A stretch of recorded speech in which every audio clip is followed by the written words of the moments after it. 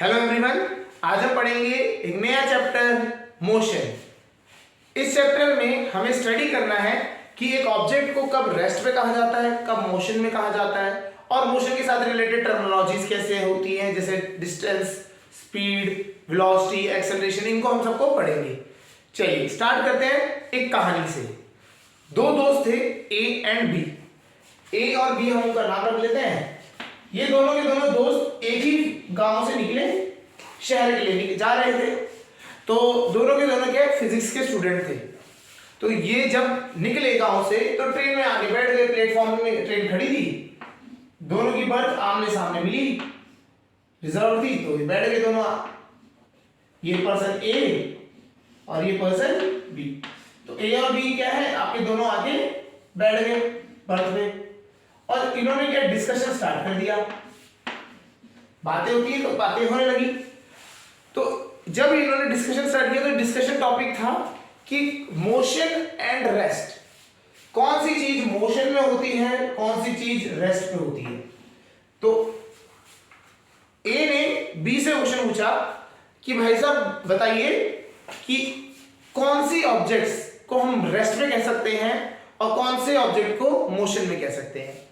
तो बी ने थोड़ा सोचा और इन्होंने क्या बोला, ये देख रहे हो सामने खिड़की से बाहर ये पेड़, ये रेस्ट पे है, ये रुका हुआ है। मैं आज जा रहा हूं आपके साथ, तो ये आज भी मुझे यहीं दिखा था, कल भी जब मैं गया था तभी भी ये यहीं पे था। तो ये मूव नहीं कर रहा है, ये रुका हुआ है, ये रेस्ट पे है। ओके, ए ने बोला ठीक है। फिर और ऑब्जेक्ट्स बताइए। तो उसने बोला कि जैसे आप देखिए, आप बैठे हुए हैं, तो ये क्या हो गया, आप भी मेरे लिए क्या है, रेस्ट पे है। आप मेरे सामने बैठे हुए हैं, रेस्ट पे है। ठीक। तो जब ये बात हो ही रही थी, इतने में क्या हुआ, ट्रेन चलने लगी। ट्रेन जब चली तो हम जब ट्रैवल करते हैं ट्रेन में, तो हमें पता है जैसे हम ट्रेन चलने लगी तो ये पेड़ क्या हुआ, ये पेड़ मूवमेंट करके बैक साइड में चलने लगा, मतलब बैक पीछे हो जाता हुआ दिखाई देने लगा। तो उसी टाइम मैंने पूछा, आपने तो बोला था कि ये पेड़ रेस्ट में है, रुका हुआ था, लेकिन अभी मैं देख रहा हूं तो ये खिड़की से देखने में ऐसा लग रहा है कि पीछे को जा रहा है। इसका मतलब ये क्या कर रहा है, पेड़ मूव कर रहा है। ठीक है। तब यहां पे क्वेश्चन आया बी पे। तो बी बोल रहा ये बात आपकी सही है। तो ये मेरे को भी ये जो पेड़ है ये हमारे को मूव करता हुआ दिखाई दे रहा है। ठीक है। तो यहां से इन दोनों ने बैठ के डिस्कशन स्टार्ट किया। फिर इन्होंने कंक्लूजन जो बोला निकला इनका, तो ये निकला कि जो आपके नजरिए पे डिपेंड करता है, आपके नजरिए पे डिपेंड करता है कि एक ऑब्जेक्ट रेस्ट पे है या मोशन पे है। कैसे समझते हैं। अगर ए बी को देख रहा है, ये दोनों आमने सामने बैठे हुए हैं, तो ए के लिए बी अभी भी क्या है, रेस्ट पे है। ये दोनों के दोनों ट्रेन में बैठे हैं, ट्रेन मूव कर रही है, लेकिन ए अपनी नजरियों से, आंखों से जो देख रहा है, इसके नजरिए में बी क्या है, रुका हुआ है। ठीक है जी। सिमिलरली ये जो पेड़ है, ये स्टार्टिंग में इनके लिए इस खिड़की से जब देख रहे थे तो ये रुका हुआ था, बट जैसे ही ट्रेन मूव करने लगी तो इस खिड़की से अगर हम जब देखें तो इस खिड़की को हमने क्या मान लिया, फ्रेम ऑफ रेफरेंस। इसे क्या नाम दिया जाता है, फ्रेम ऑफ रेफरेंस, जिसे हम कहते हैं नजरिए। तो इन्होंने बोला कि जो खिड़की जो है ये मेरा फ्रेम ऑफ रेफरेंस है। तो अगर जब मेरी फ्रेम ऑफ रेफरेंस किससे डिपेंड कर रहा है, यहां ट्रेन पे डिपेंड कर रहा है। अगर मेरा फ्रेम ऑफ रेफरेंस रुका हुआ है, ठीक है, और एक बॉडी है उसके अंदर रुकी हुई है, तो उस बॉडी को हम क्या मानेंगे, रेस्ट पे मानेंगे। ठीक है। अगर फ्रेम ऑफ रेफरेंस मूव करने लग जाए तो ये बॉडी अगर इसके हिसाब से मूव करने लग जाए तो रेस्ट पे होके भी किसी और के रेफरेंस से रेस्ट पे होगी, लेकिन मेरे रेफरेंस में वो क्या हो जाएगी, मोशन में हो जाएगी। इसका एक और एग्जांपल हुआ। फिर ये जब पहुंचे स्टेशन पे तो इनको लेने के लिए सी आ गया है, इनका फ्रेंड आया सी, ए बी सी चल रहा है, सी आया दोस्त। तो जब आया तो प्लेटफॉर्म पे खड़ा था, बी ने देखा खिड़की से, तो क्या था, अगर देखा जाए जमीन के रिस्पेक्ट पे अगर हम बात करें, ठीक है ना, या प्लेटफॉर्म पे लोग जो खड़े हैं उनके उसके लिए बात करें उनके हिसाब से, तो सी तो क्या है, रुका हुआ था वहां पे, बी और ए दोनों चलते हुए आ रहे थे, मतलब ट्रेन में ट्रैवल कर रहे थे, मूव कर रहे थे। तो हुआ क्या, सी को क्या लगा कि बी और ए क्या है, मूव करते हुए आ रहे हैं। क्यों, सी के लिए नजरिया क्या हो गया, सी के लिए नजरिया क्या हो गया, उनकी खिड़की जो जिससे वो अंदर देख पा रहा है, ठीक है ना। तो हमेशा याद रखना है यहाँ पे, हमें इससे क्या समझना है, इसे ये समझना है कि कभी भी कोई ऑब्जेक्ट को हम ऐसे नहीं बोल सकते वो रेस्ट पे है, वो रेस्ट पे किसके रेफरेंस से हम ले रहे हैं वो बहुत जरूरी है। तो यहाँ पे एक टर्मिनोलॉजी आती है फ्रेम ऑफ रेफरेंस, क्लियर है।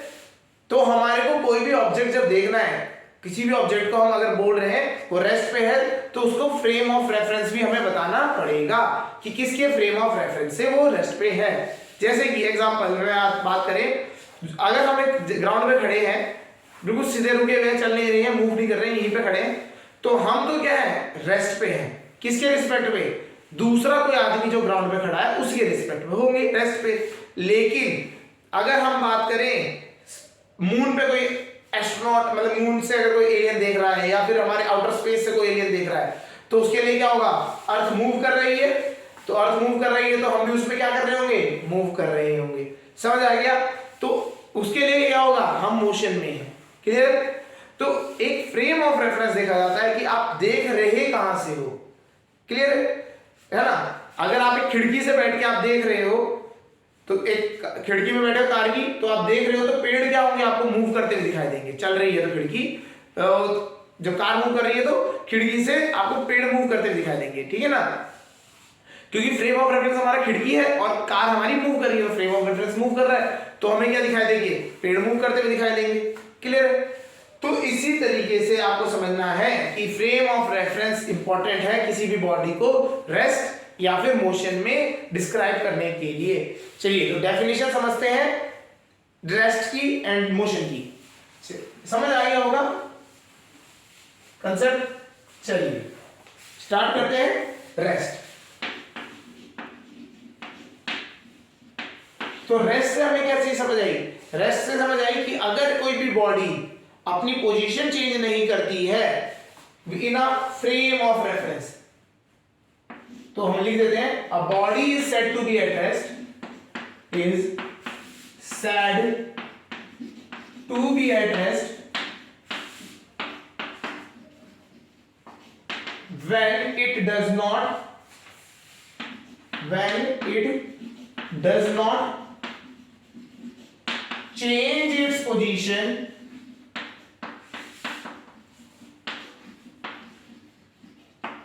with respect to time। किसके रिस्पेक्ट में, टाइम के रिस्पेक्ट में, with respect to time in a frame of reference, in a particular in a particular frame of reference। तो हमें यहां पे टर्मिनोलॉजी समझ आ गई। कौन कौन सी इंपॉर्टेंट टर्मिनोलॉजीज है। पहली चीज, जब भी कोई ऑब्जेक्ट को रेस्ट पे अगर आप बात करोगे तो वो क्या होना चाहिए, उसकी पोजीशन चेक करनी है, पोजीशन चेंज नहीं होनी चाहिए, किसके साथ, विद रिस्पेक्ट टू टाइम के साथ, एंड वो भी एक पर्टिकुलर फ्रेम ऑफ रेफरेंस पे। किसमें, आपको जो फ्रेम ऑफ रेफरेंस है वो एक फिक्स रखना है, आप frame of reference bar bar change नहीं करोगे, क्लियर है। कि अगर जैसे ट्रेन में था, ट्रेन का केस हम जो पढ़ रहे थे, तो ए और ए के रेफरेंस में अगर ए की बात करें, ए की जो हम बात कर रहे हैं फ्रेम के लिए हिसाब से, बी क्या है, रेस्ट पे है। लेकिन सेम ए के रेफरेंस के अगर फ्रेम ऑफ रेफरेंस के हिसाब से जो ट्रेन चलते समय पे पेड़ जो है वो क्या कर रहे थे, मूव कर रहे थे, समझ आ गया। तो हमें याद रखना है फ्रेम ऑफ रेफरेंस का रोल बहुत इंपॉर्टेंट है। तो हम यहीं पे डेफिनेशन जो रेट, अगर हम बात करें रेस्ट की डेफिनेशन बात करते हैं, a body is said to be at rest when it does not changes its position with respect to time in a particular frame of reference. Clear हो गया ये पॉइंट। तो ये डेफिनेशन समझ आ गई होगी। नेक्स्ट डेफिनेशन जब हम बात करते हैं मोशन की, इसकी बात करेंगे मोशन की। तो मोशन की डेफिनेशन बिल्कुल रेस्ट की तरह ही है, बट क्या है इसमें बस यहाँ पे इस said to be at which does not लिखा है ना, ये डज नॉट, ये डज नॉट वर्ड हट जाता है आपका, ये डज नॉट वर्ड यहां से कैंसिल आउट हो जाता है। तो क्या बन जाता है आपका, a body is said to be in motion when it changes its position with respect to time in a particular frame of reference। तो ये हटा देते हैं, तो ये आपकी डेफिनेशन बनती है, a body is said to be in motion when it changes its position with respect to time in a particular frame of reference। समझ आ गया? अगर एक पर्टिकुलर फ्रेम ऑफ रेफरेंस में कोई बॉडी अपनी पोजीशन चेंज करती है टाइम के साथ, जैसे मैं अभी यहाँ पे हूँ, फिर थोड़ी देर बाद यहाँ पे आ गया, तो मैं किसमें हूँ, रेस्ट पे तो हूँ नहीं बिल्कुल भी, मैं मोशन में, क्योंकि मैं आपके फ्रेम ऑफ रेफरेंस के हिसाब से आपकी स्क्रीन जो है लैपटॉप की स्क्रीन में या मोबाइल की स्क्रीन में मैं मूव कर रहा हूँ, मैं एक जगह से दूसरी जगह पे मूव कर रहा हूँ, तो मैं मोशन कर रहा हूँ। अगर मैं एक जगह पे स्टिल खड़ा हूँ, रुका हुआ हूँ, तो आई एम एट रेस्ट। समझ आ गया? ये दोनों टर्मिनोलॉजीज को आपको समझना है, इन दोनों में क्या डिफरेंस होता है ये समझ आना चाहिए था। क्लियर? फ्रेम ऑफ रेफरेंस हमने बता दिया आपको। फ्रेम ऑफ रेफरेंस क्या होता है? वो नजरिया होता है जिससे आप चेक करते हो किसी के भी मोशन को कि वो रेस्ट पे है या मोशन में है। क्लियर है? चलिए स्टार्ट करते हैं अब कुछ मोशंस की स्टडी के ऊपर। तो हमें रेस्ट तो समझ आ गया और मोशन भी समझ आ गया। सबसे पहले आता है पोजीशन। सबसे पहले टर्म जो हम पढ़ेंगे that is position.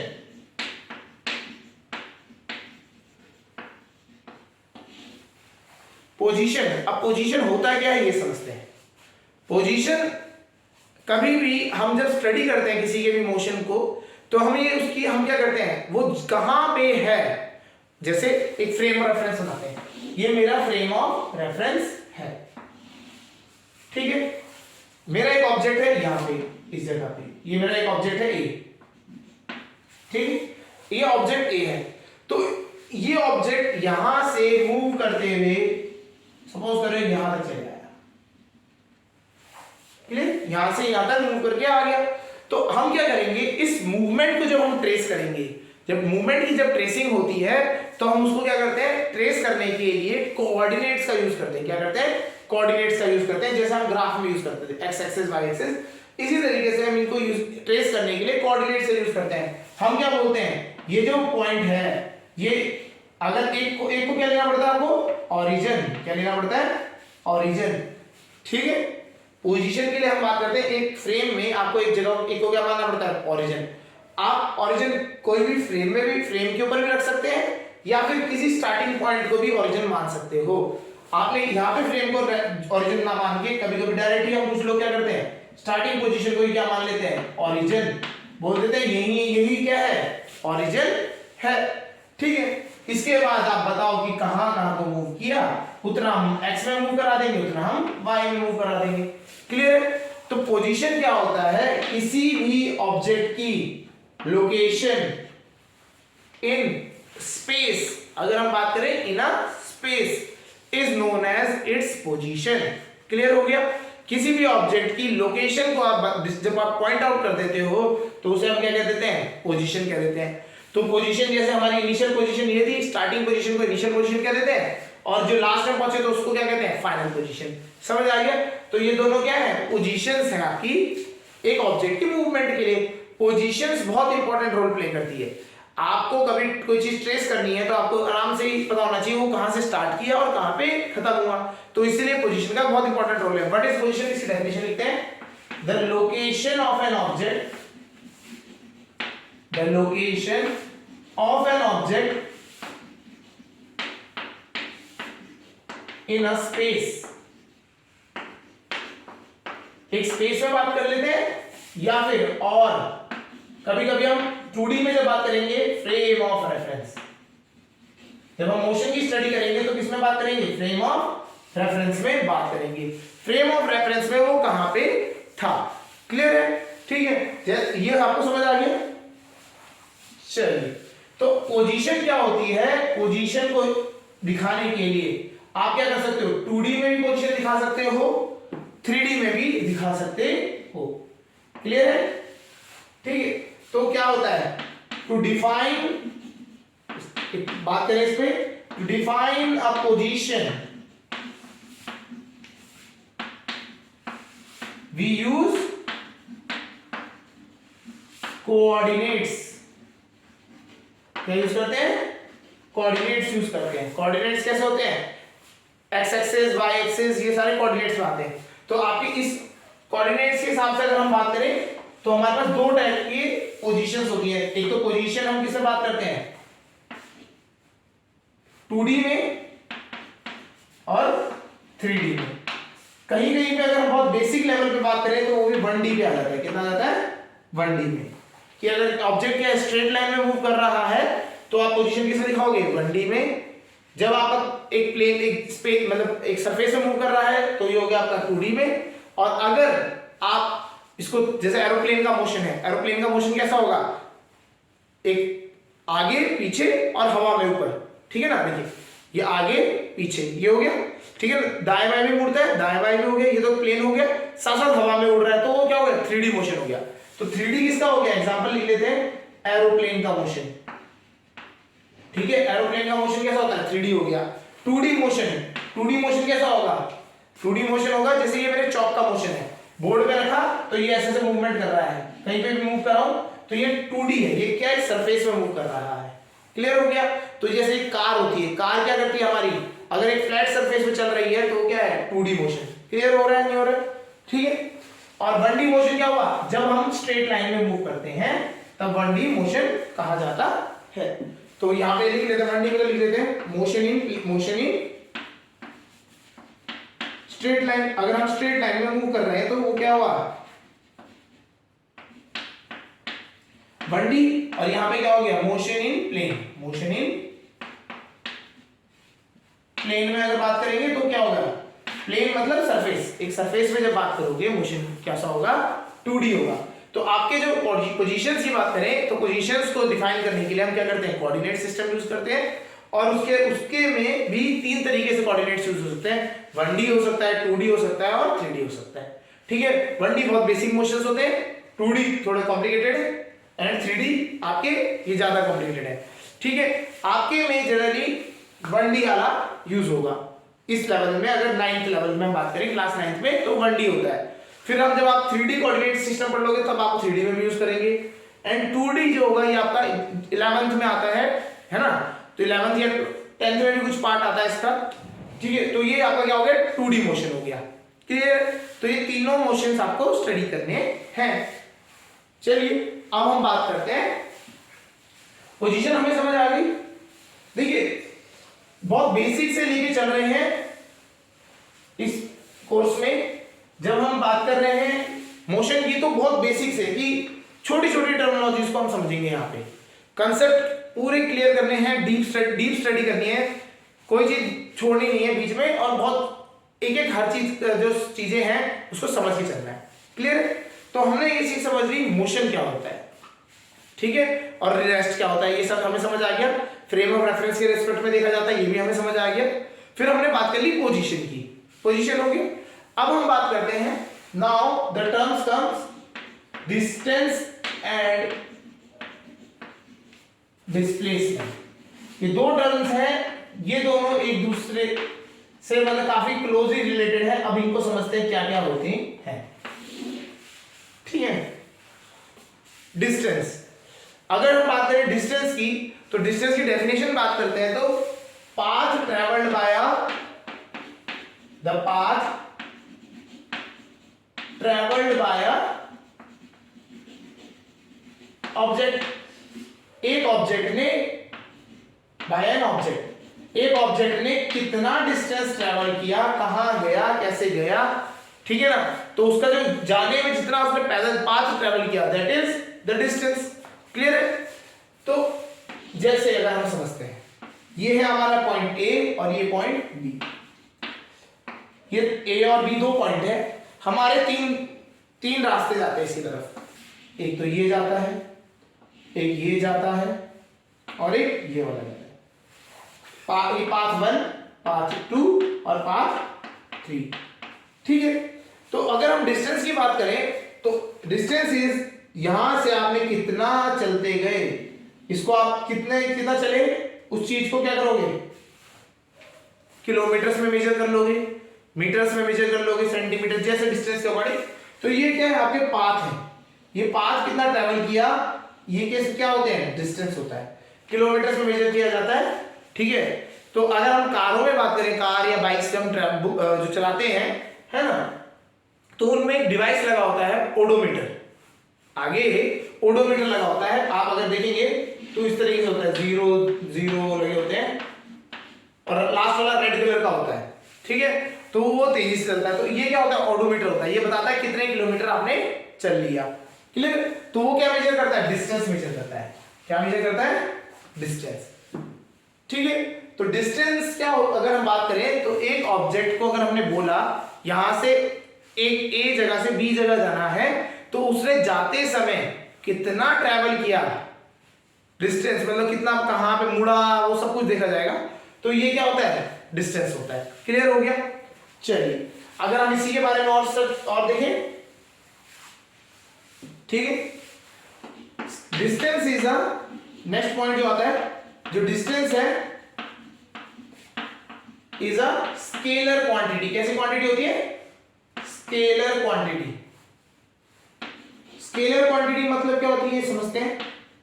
Scalar quantity वो क्वांटिटीज होती हैं जिनमें खाली मैग्नीट्यूड होता है, जिसमें खाली मैग्नीट्यूड की बात होती है। मैग्नीट्यूड मतलब जैसे 5 किलोमीटर, 2 किलोमीटर, 3 किलोमीटर, उसमें डायरेक्शन की बात नहीं होती। डायरेक्शन मतलब नॉर्थ में जाना, ईस्ट में जाना, जैसे होता है ना, अगर आपसे कोई बोले रास्ते में रोक के कि हाँ यहाँ से आपको, जैसे आपसे पूछ लिया हरिद्वार का रास्ता कहाँ है, तो आपने बोल दिया इस डायरेक्शन में, है ना, तो डायरेक्शन आपने जब बता दी तो वो डिस्टेंस नहीं रह जाता।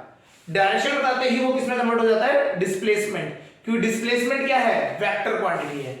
और आप जब डायरेक्शन के अलावा अगर आप खाली ये बोल दे तो यहां से 32 किलोमीटर दूर है, यहां से 40 किलोमीटर दूर है, तो दैट इज द डिस्टेंस। तो आपने खाली डिस्टेंस बताया कि कितना दूरी है, तो 40 किलोमीटर दूरी है, तो दैट इज डिस्टेंस। किस डायरेक्शन में है, तो दैट इज डिस्प्लेसमेंट। तो डिस्टेंस और डिस्प्लेसमेंट का कंसेप्ट समझ आ रहा होगा। डिस्टेंस क्या है, खाली मैग्नीट्यूड बताता है कि कितना दूरी है, ठीक है, और वो भी कौन से रास्ते से जाओगे उसके हिसाब से, ठीक है, जैसे आपको गूगल मैप बताता है। और यहाँ डिस्प्लेसमेंट बताता है कि यहां से वहां तक की शॉर्टकट में अगर जाएंगे तो कितना जल्दी पहुंचेंगे, वो उसको हम लिखते हैं। चलिए लिख ही लेते हैं। तो डिस्प्लेसमेंट क्या होता है, इसकी डेफिनेशन बात करें, द डिस्टेंस बिटवीन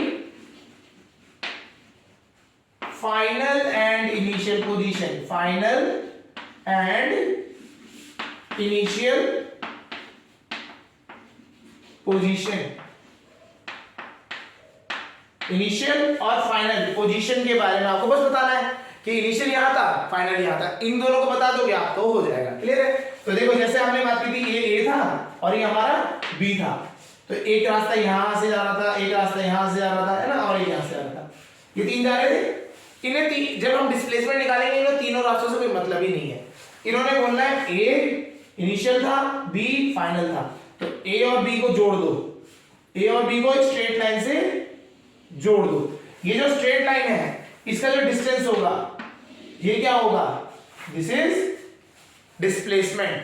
सीधा रास्ता मतलब ए कहां से कहां तक गया, ए से ए कहां से, मतलब जहां से स्टार्ट हुआ बी तक का, वहां तक का जो आप रास्ता देखोगे वो क्या है आपका डिस्प्लेसमेंट। ठीक है, तो final position minus initial position निकाल लोगे तो आपको क्या निकल के आ जाएगा, डिस्प्लेसमेंट निकल के आ जाएगा।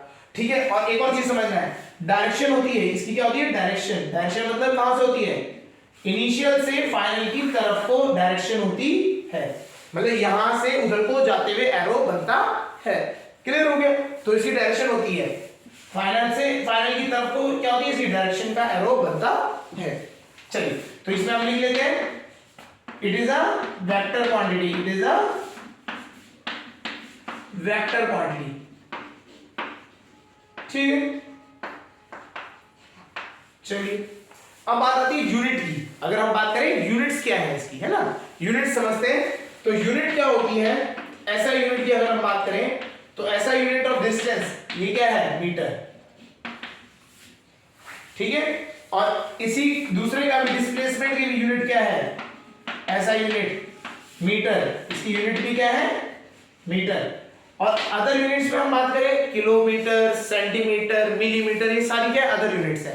ठीक है, लाइट ईयर भी यूज होता है जब प्लैनेट्स को मेजर करना होता है डिस्टेंस, तो लाइट ईयर भी आता है। लेकिन हमें क्या है, ऐसा यूनिट से बात करनी है, तो ऐसा यूनिट क्या है, मीटर।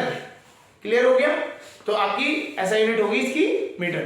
तो हमें डिस्प्लेसमेंट और डिस्टेंस में यहाँ पे समझना है, ठीक है। तो डिस्टेंस समझ आ गया, हमारा पाथ से डिपेंड करता है। डिस्प्लेसमेंट क्या होता है? हमारा फाइनल और इनिशियल पोजीशन पे बात करते हैं। क्लियर हो गया?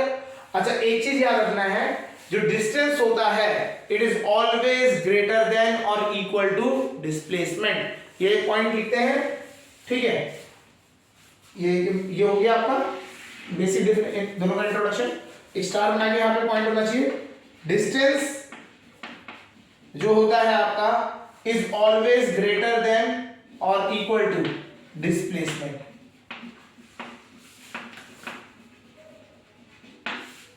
डिस्टेंस क्या होता है? हमेशा डिस्प्लेसमेंट से बड़ा होता है। क्लियर है? अच्छा, एक और चीज यहां पे याद समझनी है, अगर कोई बॉडी मूव कर गई है, अगर बॉडी मूव कर गई तो उसका डिस्टेंस कभी भी जीरो नहीं हो सकता, पर डिस्प्लेसमेंट क्या हो सकता है? जीरो हो सकता है। कैसे हो सकता है आप यह समझते हैं, ठीक है। चलिए,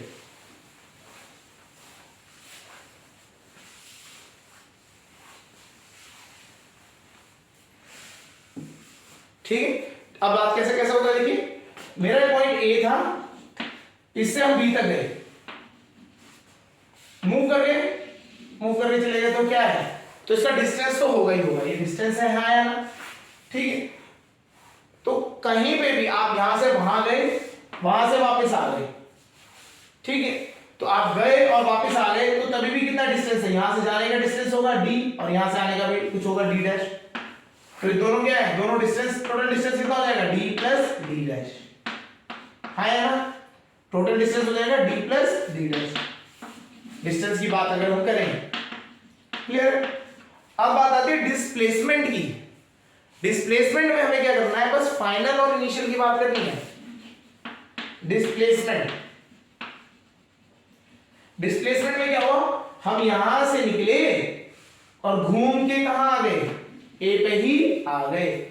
जहां से निकले घूम के वहीं पे आ गए, तो आपका डिस्प्लेसमेंट कितना हो जाएगा? जीरो। क्यों? उसके हिसाब से आप कहीं पे भी मूव नहीं करे, आप यहीं पे खड़े थे, आप पहले इधर गए, उधर गए, फिर आके वापस यहीं पे खड़े हो गए, उसी जगह पे आके खड़े हो गए। तो उन्होंने बोला कि भैया कितना डिस्प्लेसमेंट हुआ? जीरो। डिस्टेंस कितना हुआ? हाँ, वहां से यहां तक, जहां से वहां गए वो डिस्टेंस प्लस यहां तक का डिस्टेंस, सारा डिस्टेंस आपको ऐड करना पड़ेगा, तब डिस्टेंस निकलेगा, नहीं तो डिस्प्लेसमेंट कितना है? जीरो। क्लियर हो गया यहां तक? चलिए, यहां पे समझ आ गया होगा what is distance, what is displacement. Clear? चलिए इसमें क्वेश्चन कर लेते हैं, ठीक है। क्वेश्चन से समझते चलते हैं। क्वेश्चन क्या है? एक सर्कुलर पार्क है, एक सर्कुलर पार्क है, ठीक है। इसका रेडियस क्या है? इसका रेडियस है सपोज 10 मीटर का, ठीक है। सपोज करें 10 मीटर का एक छोटा सा सर्कुलर का, मतलब सर्कुलर सा पार्ट बना हुआ है, छोटा सा, है ना। तो आप ये पार्ट है, इसके चारों तरफ आप क्या कर रहे हो? इसके चारों तरफ घूम रहे हो। यहां से 10 मीटर का रेडियस का एक सर्कुलर पार्क मान लेते हैं, इस पार्क के चारों तरफ आप क्या कर रहे हो? घूम रहे हो। क्लियर है? एक अब क्या है, अब आपको यहां से आपको बताना है कि 2 चक्कर लगाने पे 2 राउंड्स, जब हम 2 राउंड लगाते हैं तो कितना डिस्टेंस होगा और कितना डिस्प्लेसमेंट होगा। जब हमने 2 राउंड्स लगाए तो डिस्टेंस कितना ट्रेवल किया एंड डिस्प्लेसमेंट कितना हुआ। तो ये दोनों चीजें हमें क्या करनी है? बतानी है। क्लियर है? तो दोनों चीजें हमें बतानी है, डिस्टेंस कितना ट्रेवल किया, इसके 2 चक्कर लगाने में कितना डिस्टेंस ट्रेवल हुआ, कितना डिस्प्लेसमेंट हुआ। चलिए इसको क्वेश्चन को कैसे करते हैं, चलिए यहां समझते हैं। जब हम चक्कर लगाने की बात कर रहे हैं तो डिस्टेंस कैसा होगा? Distance is the circumference of the circle. Circle का क्या है? सर्कमफ्रेंस होगा नहीं होगा, ठीक है। सर्कमफ्रेंस है तो सर्कमफ्रेंस निकाल लेते हैं। तो एक चक्कर का 1 राउंड का जो सर्कमफ्रेंस होता है कितना होता है? 2 पाई आर। पाई की वैल्यू होती है 22/7, या पाई की टर्म ही छोड़ देते हैं। 2 पाई आर, आर कितना है? 10 मीटर का, ठीक है। तो डिस्टेंस कितना है? 2 पाई आर। एक चक्कर का कितने चक्कर काटे गए? 2। तो 2 से मल्टीप्लाई हो जाएगा नहीं हो जाएगा, तो इसको सॉल्व करेंगे कितना आ गया 40 पाई। डिस्टेंस कितना हो गया 40 पाई। यूनिट क्या है मीटर, यूनिट है मीटर। क्लियर हो गया, ये हमारा आंसर आ गया।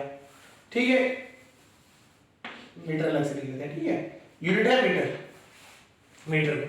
क्लियर है। डिस्प्लेसमेंट की बात करते हैं, तो डिस्प्लेसमेंट क्या है, वो यहां से स्टार्ट किया, एक चक्कर लगा के आया तो वापस यहीं पहुंच गया, फिर दूसरा चक्कर लगा के आया तो फिर से वापस यहीं पहुंच गया। तो जहां स्टार्टिंग हुई थी वहीं पे क्या हो गया, आके खत्म हो गया। तो इनिशियल और फाइनल पोजीशन क्या है, सेम है। तो इसका डिस्प्लेसमेंट कितना हो गया 0। डिस्प्लेसमेंट कितना हो गया 0 मीटर। तो इसका आंसर क्या है, distance is equal to 40 pi और displacement is equal to 0 metre. समझ आ रहा होगा। चलिए एक क्वेश्चन और देखते हैं।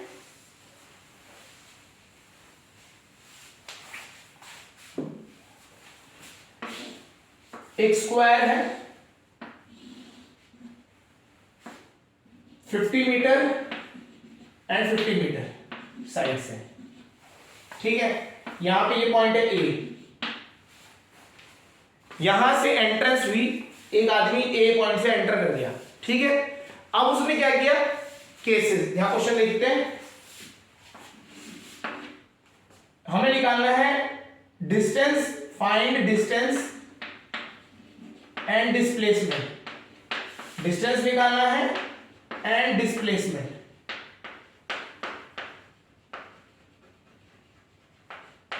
कितने राउंड्स के लिए, हमने पहले बोला 2 राउंड्स, जब 2 राउंड लगेंगे तब कितना हो गया, दोनों के लिए वैल्यू बतानी है। और जब हमने बोला 4.5 राउंड, 4.5 राउंड, 4.5 राउंड मारा तो कितना हो गया। तो ये दोनों के लिए हमें केसेस में सॉल्व करना है। क्लियर हो गया। चलिए फर्स्ट केस को सॉल्व करते हैं। समझ आ रहा होगा, कॉम्प्लिकेटेड नहीं है, ज्यादा सिंपल रखना है कि आपको क्या है, साइड्स दे रखी है, आपको डिस्टेंस निकालना है। डिस्टेंस निकालने के लिए आपको क्या उस पाथ में चलना पड़ेगा। देखते हैं कितना चलता है। सपोज करो एक चक्कर लगाते हैं, तो एक चक्कर में कितना ट्रैवल किया 50, फिर 50, फिर 50 और फिर 50। तो ये हमने क्या किया, इसका क्या कर दिया हमने, पैरामीटर ट्रैवल करा। कितना किया, पैरामीटर ट्रैवल किया।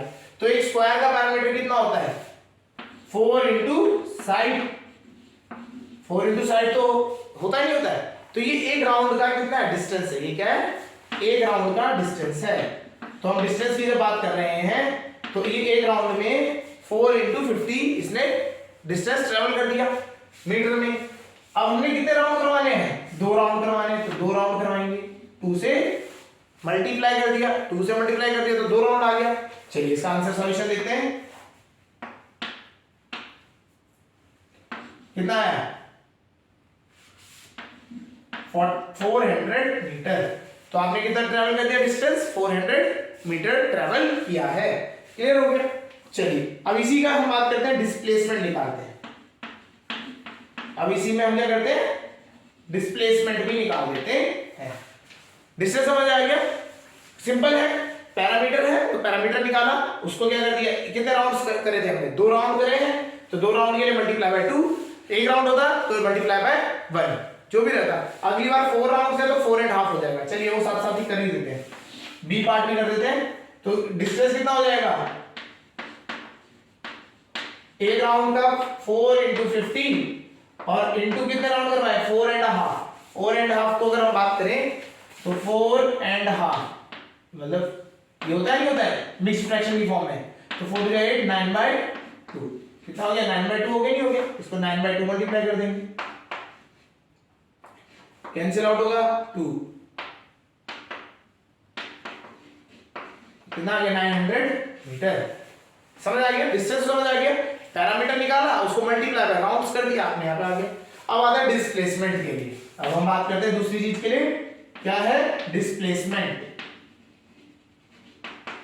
ठीक है, डिस्प्लेसमेंट बात करते हैं। डिस्प्लेसमेंट के लिए अगर हम बात करें तो 2 राउंड हमारे हैं, गिनते हैं यहां से, ये एक कंप्लीट राउंड का होता है जब घूम के वापस इधर आ जाए, आगे नहीं आ गया, फिर दूसरे राउंड के लिए यहां से फिर से गया और घूम के वापस आ गया।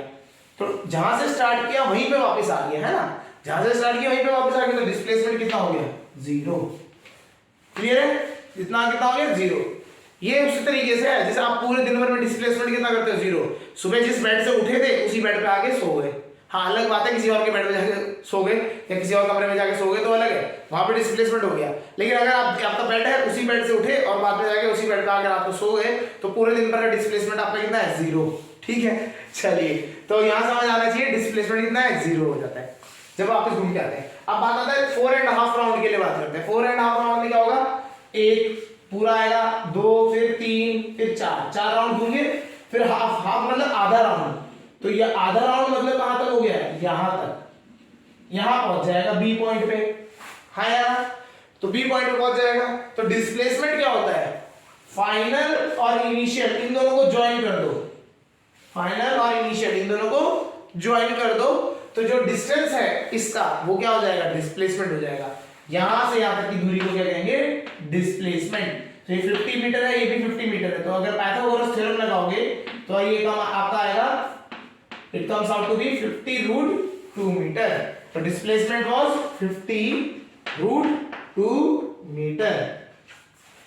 समझ आ गया होगा। तो डिस्टेंस समझ आ रहा है क्या होता है, डिस्प्लेसमेंट क्या होता है ये समझ आ रहा है। एक और क्वेश्चन देख लेते हैं।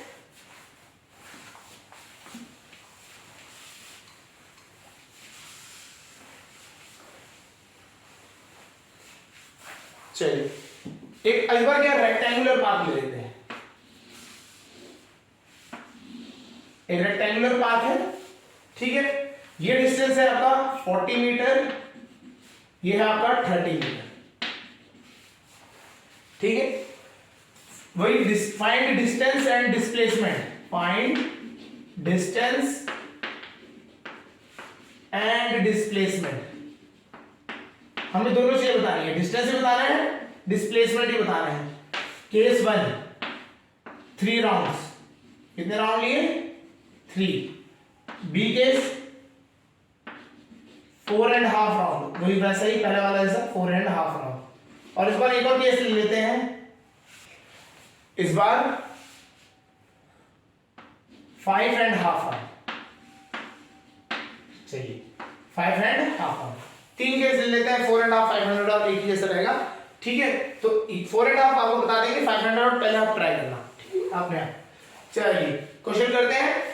पहला आता है 3 राउंड्स के लिए। तो ए ये कहां से मूवमेंट कर रहा है, ए से मूवमेंट कर रहा है और जा ऊपर हो रहा है, याद रखते हैं ए से मूवमेंट कर रहा है और जा ऊपर हो रहा है, ठीक है। तो पहले केस के लिए आते हैं, फॉर फर्स्ट केस ए के लिए डिस्टेंस निकालने का एक सिंपल तरीका है, आपको एक राउंड में बताओ कितना डिस्टेंस ट्रैवल करा है। एक राउंड में कितना ट्रैवल कर लिया, 30 ऊपर गया, 40 यहां पे, फिर 30 यहां पे एंड देन फिर 40।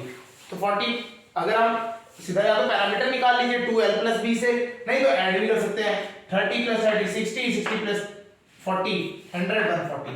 तो ये कंप्लीट राउंड में कितना डिस्टेंस ट्रैवल कर रहा है, 140 मीटर, ठीक है। कितने राउंड करवाए हमने, 3 राउंड्स। तो 3 राउंड्स करे तो आपको आ गया, यहां से सॉल्व करेंगे,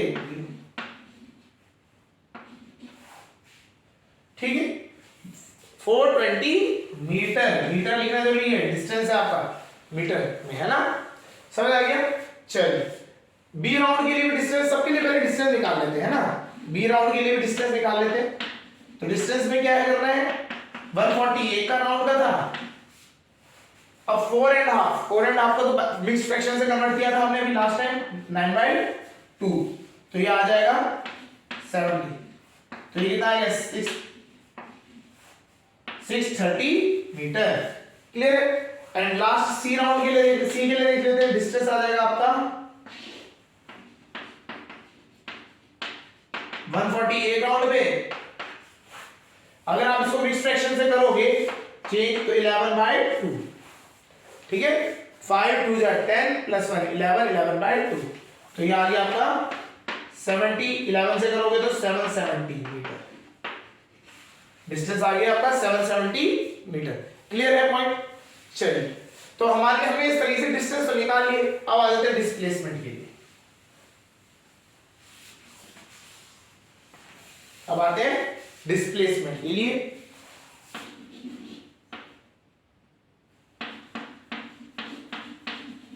डिस्प्लेसमेंट, ए केस, तो ए केस का डिस्प्लेसमेंट निकालते हैं।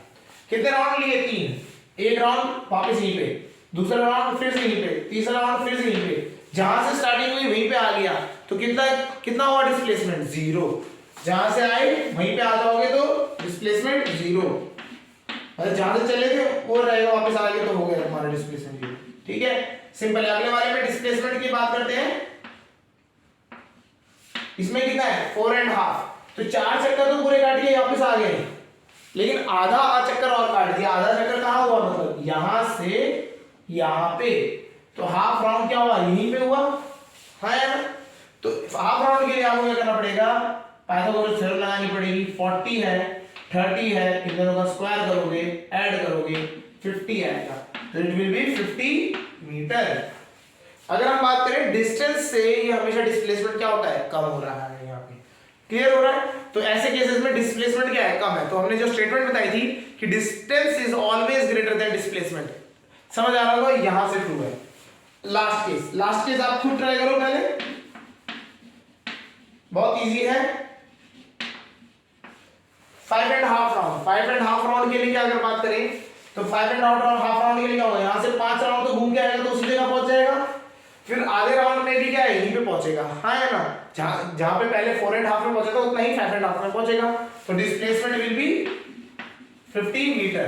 अब आप कंपैरिजन करें तो डिस्टेंस दोनों के अलग अलग थे, लेकिन डिस्प्लेसमेंट क्या है? सेम हो गए। क्लियर हो रहा है? तो इस तरीके से आप क्या करते हैं? फाइंड करते हैं डिस्प्लेसमेंट्स एंड डिस्टेंस। क्लियर हो गया? चलिए एक सर्कल का और क्वेश्चन कर लेते हैं, फिर इसको आगे बढ़ते हैं, फिर इसके बाद डिस्टेंस एंड डिस्प्लेसमेंट। चलिए एक और क्वेश्चन है। एक सर्कल है, इसका जो रेडियस है इसका 14 मीटर है। कितना है? 14 मीटर। क्लियर? आपने ए पॉइंट से स्टार्ट करा, बनाते हैं, यहां से ले लेते हैं। 14 मीटर है, ए पॉइंट से आपने स्टार्ट किया। ए पॉइंट से क्या किया आपने? स्टार्ट किया, ठीक है, और इधर को मूव करना स्टार्ट कर दिए, क्लॉकवाइज की तरफ को मूव करने लेते हैं। तो हमें बताना है डिस्टेंस एंड डिस्प्लेसमेंट, दोनों बताने हैं। डिस्टेंस बताना है एंड डिस्प्लेसमेंट ये भी बताना है। अब हम बात करते हैं कितने कितने पे। ए पहला तो चीज हमारे पास आता है 1.5 राउंड। कितना? 1.5 राउंड। B case 1/4 round. हमने कितना किया? 1/4 राउंड के लिए बात करते हैं, ठीक है। चलिए स्टार्ट करते हैं। केस ए यहां लिखेंगे, साथ साथ बी भी कर लेंगे, है ना।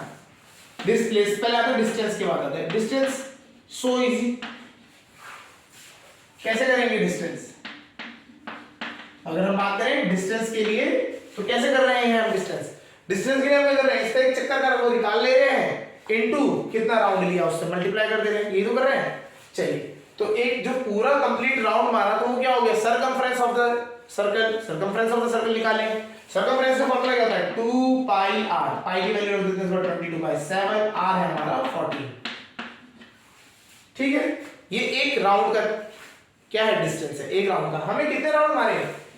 1.5। इसको मिक्स फ्रैक्शन से p अपॉन q की फॉर्म में आते हैं, तो उसमें क्या होगा? 2 × 2 + 1 3/2। अगर हम बात करें 3/2 के लिए निकालना है, चलिए 7 से घटा, 7 × 14, 2 से 2 कैंसिल, ठीक है। 6 12 132 मीटर। कितना आ गया? 132 मीटर। Clear distance. ऐसे ही सेम यहां के लिए करते हैं। एक राउंड के लिए कितना हुआ? 2 × 27 22/7 × 14, और हमने कितना राउंड मारा? 1/4। हमने 1/4 मारा ना। 1/4 क्या हुआ? इस पूरे राउंड का 1/4, 1/4 मतलब क्वार्टर, एक क्वार्टर हुआ। यहां से चले थे हम, एक क्वार्टर कहां तक हुआ? यहां तक तो हुआ, दिस इज अ क्वार्टर। और हाफ कहां हुआ? यहां तक हो गया, ये हाफ हुआ। क्लियर है? तो इस तरह से होता नहीं होता है। चलिए तो यहां पे सॉल्व करते हैं। 4 7 2 14, 2 2 जा, तो यहां आ गया कितना? 22 मीटर। कितना डिस्टेंस ट्रैवल किया? 22 मीटर। अब हम बात करते हैं डिस्प्लेसमेंट की। डिस्प्लेसमेंट, अगर हम बात करते हैं डिस्प्लेसमेंट को कैसे समझते हैं? डिस्प्लेसमेंट, आइए, तो डिस्प्लेसमेंट में क्या होता है? इनिशियल और फाइनल पोजीशन देखनी है। 1.5 राउंड, 1.5 राउंड मतलब एक राउंड तो पूरा काटा इसने, फिर आधा राउंड और काट दिया। आधा राउंड काटने के बाद ये कहां पहुंच गया? बी पोजीशन में पहुंच गया, नहीं पहुंच गया? पहुंच गया। तो हमें क्या डिस्टेंस निकालना है? हमें यहां से यहां तक निकालना है। तो अगर हम बात करें तो ये क्या है? डायामीटर है सर्कल का। सर्कल का डायामीटर हो गया, नहीं हो गया? ये सर्कल का डायामीटर है, तो ये कितना है? रेडियस है 14, तो टोटल कितना हो जाएगा? 14 ऐड कर देंगे, और तो 14 प्लस 14 कितना हो गया? 28 मीटर। तो डिस्टेंस कितना, डिस्प्लेसमेंट आ गया आपका 28 मीटर। क्लियर है? इसी टाइम पे आप डिस्टेंस देखेंगे तो डिस्टेंस कितना था? 132 मीटर। तो वापस वही चीज आ रही है, distance is greater than displacement. समझ आया? चलिए अगला केस आता है 1/4 के लिए। 1/4 में कहां से कहां तक गए? हम यहां से यहां तक ही तो गए। 1/4 में हम यहां से यहां तक गए, तो हमारा जो डिस्प्लेसमेंट होगा, ये पॉइंट हमने मान लिया C, तो हमारा डिस्प्लेसमेंट क्या होगा? ये होगा, ये देख रहे हैं, यहां से ये जो डिस्टेंस, ये जो मैं बता रहा हूं, ये डिस्टेंस A को C से ज्वाइन करती हुई लाइन, ये तो होगा। चलिए इसके डिस्टेंस की वैल्यू निकालते हैं, है ना? यहां से यहां तक डिस्टेंस ये 14 है, ये भी रेडियस है, तो 14 हो जाएगा। 14 90 डिग्री का एंगल होता ही है क्वार्टर में, तो ये कितना हो जाएगा? यहां से यहां तक का पाइथागोरस थ्योरम लगाओ, तो ये आ गया 14√2 मीटर। तो आपका आंसर है 14√2 मीटर।